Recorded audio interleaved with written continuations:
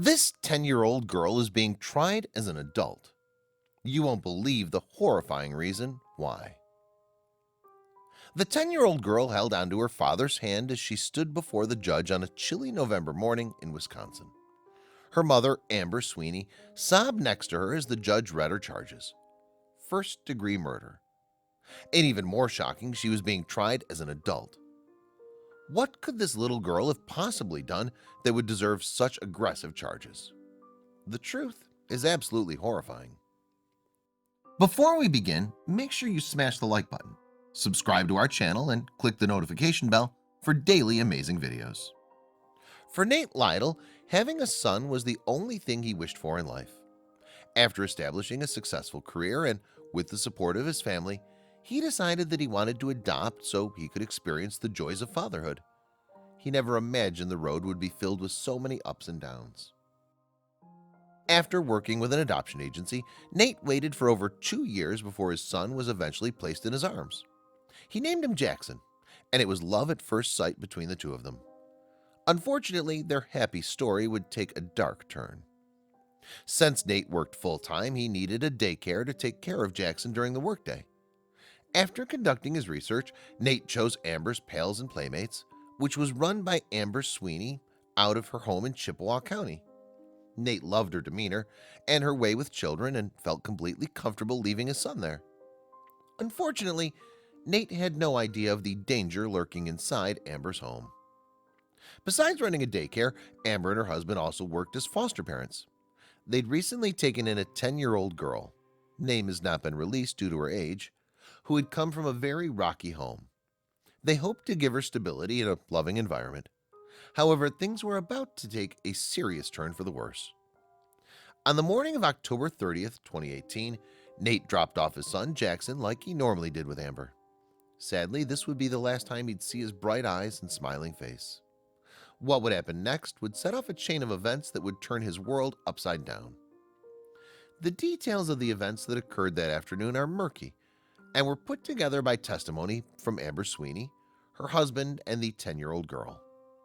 According to Amber, she had ushered the 3 foster children outside to play because she didn't allow them to interact with the daycare and because the baby was sleeping. However, around 3:40 p.m., she noticed that her newest foster daughter was sitting in the alcove. A few minutes later, Amber heard Jackson scream, and then it abruptly cut off. Running into the kitchen, she found the baby sprawled out on the floor with blood pouring from his head. Nearby, her foster daughter stood nervously, unable to tell Amber what had happened. With the baby unresponsive, Amber quickly called 911.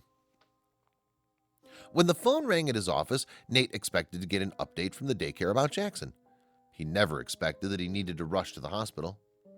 According to Nate, he recalled, "They told me there had been an accident and Jackson had hurt his head. I had no idea it was as serious as it was."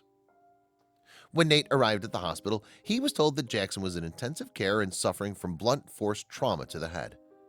And although the 6-month-old baby was fighting for his life, the prognosis was not looking good. At this point, Nate lost it.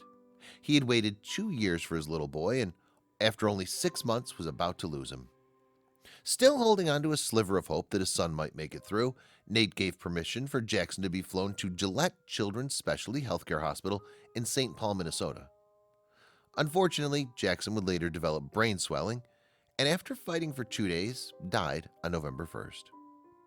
The detectives assigned to the case had many questions for the young girl who'd been with Jackson at the time. She denied knowing anything at first, refusing to admit any wrongdoing. However, something felt off about her responses, and the police knew she was keeping a secret from them. Meanwhile, Amber surrendered her daycare license and shut down operations in an effort to avoid any more legal trouble.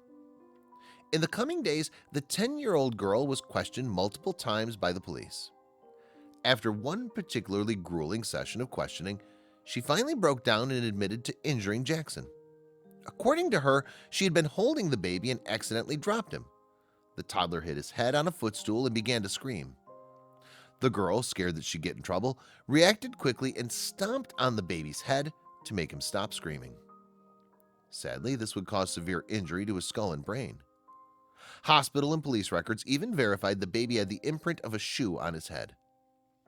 She panicked and didn't know what to do and didn't want to get in trouble, and then she proceeded to stomp on the 6-month-old's head. According to the investigators assigned to the case, the girl was known to be suffering from severe emotional problems. While the details of these circumstances revolving around why she was in foster care are unclear, the fact remains that she shouldn't have been left alone with the children at the daycare. The young girl was arrested for the death of Jackson and officially charged with first-degree intentional homicide. As she stood with her parents sobbing before the judge, she was ordered to a juvenile detention center with a bond cash of $50,000 being assigned to her case.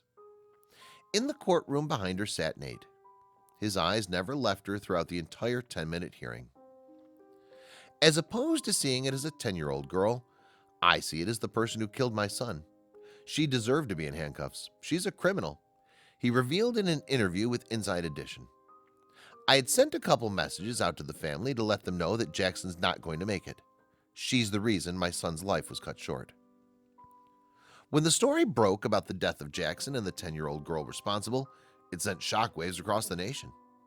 Not only was it a brutal crime, but the fact that a girl so young had done the deed was chilling.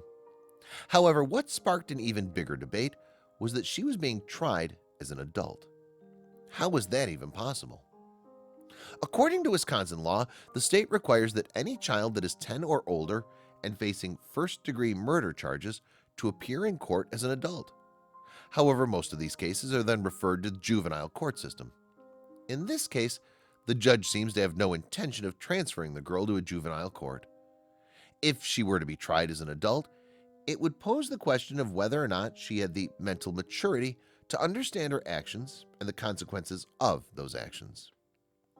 As for Nate, losing his son was one of the most difficult experiences in his entire life.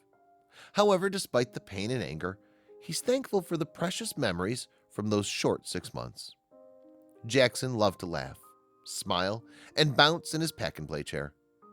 He knew how to light up a room with his laugh, and that's something no one can take away from Nate.